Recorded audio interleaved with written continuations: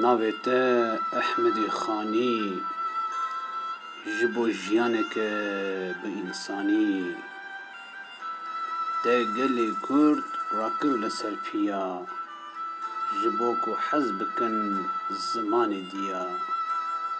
Da ku mirov bi xwe nas bike, bapîr û dapîrên xwe xas bike.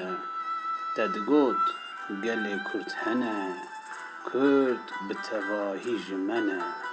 Te her dem me ji bîr anî, tu rûmeta hemî Kurdanî. Kurd dikişandin zehmetî û zorî, nikaribûn pêş de biçin bi jorî. Te gelê xwe bi tevahî şiyar kir, te demsala zivistanê bihar kir. Te digot Kurd hemî bi cesaretin, lê hezar sale bin dest û esaretin.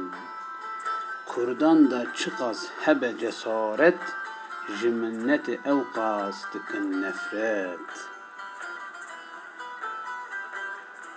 Dîlbûn ji bo me cefaye cefa, xebatên rizgariyê wefaye wefa.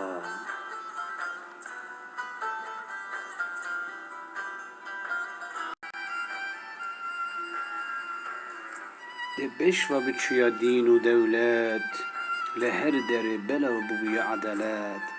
Lê em çi bikin her tim feqîrin, û bêdengin nikarin biqîrin.